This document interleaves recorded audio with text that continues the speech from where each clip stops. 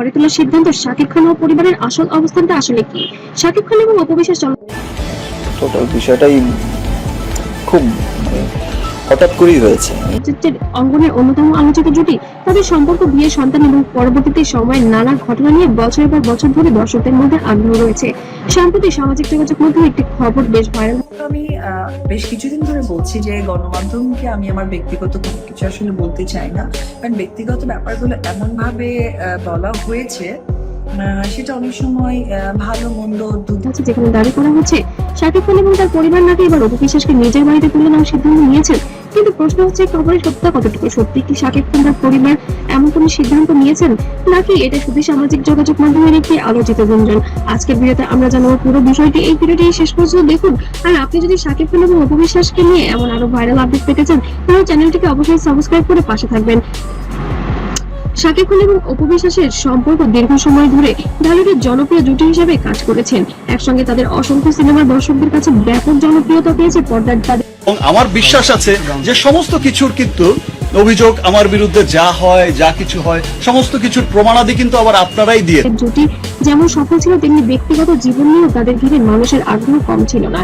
একসঙ্গে কাজ করতে করতে তাদের মধ্যে ঘনিষ্ঠতা তৈরি হয়। পরবর্তীতে তারা গোপন বিয়ে করেছেন এমন খবরও যেন প্রকাশ্যে আসে। তাদের সংসারে জন্ম নেয় একমাত্র সন্তান আব্রাহাম খান জয়। তবে দীর্ঘ সময় পর্যন্ত এই বিয়ে ও থেকেই আসলে একটা মানে ব্যক্তি জীবনে একটা কি বলে একটা ধাক্কা বা একটা কিছু একটা টাচ করেছে।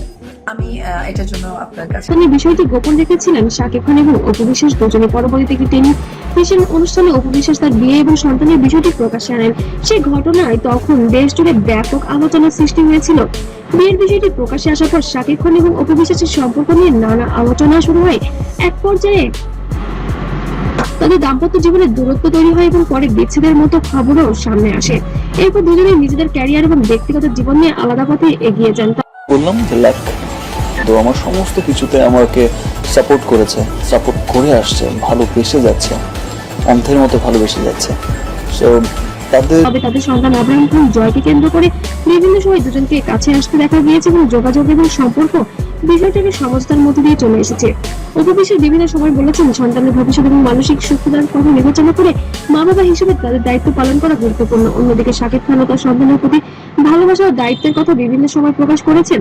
সম্প্রতি কিছু ফেসবুক পেজ, ইউটিউব চ্যানেল এবং অন্যান্য প্ল্যাটফর্ম দাবি করা হচ্ছে শাকিব খান ও তার পরিবার নাকি অপু বিশ্বাসকে আবারও নিজেদের বাড়িতে তুলে নেওয়ার সিদ্ধান্ত নিয়েছেন। বিশেষ করে শাকিব খানের বাবা চান না এরকম পারিবারিক।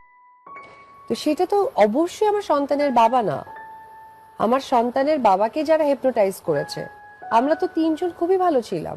এবার কলহ বজায় থাকুক। তারা চান তার নাতি নাতি নিয়ে সারাটা জীবন একসঙ্গে কাটাতে এবং তিনি বাঁচবেন না কয়দিন। এভাবে ইমোশনালি ব্ল্যাকমেল করেছেন শাকিব খানকে শাকিব খানের বাবা, যার কারণে এবার শাকিব খান বাধ্যই হয়েছেন অপু বিশ্বাসকে এবং জয়কে বাড়িতে নিয়ে আসতে। আর শাকিব খান অপু বিশ্বাসকে তার নিজের বাড়িতে থাকতে দেবে না বলেছেন। এবার ঢালিউড কিং বলে যে অপুর এবার আমার বাড়িতে এসেই থাকতে হবে, ও চাইলে ওর বাসা ভাড়াও দিয়ে দিতে পারে।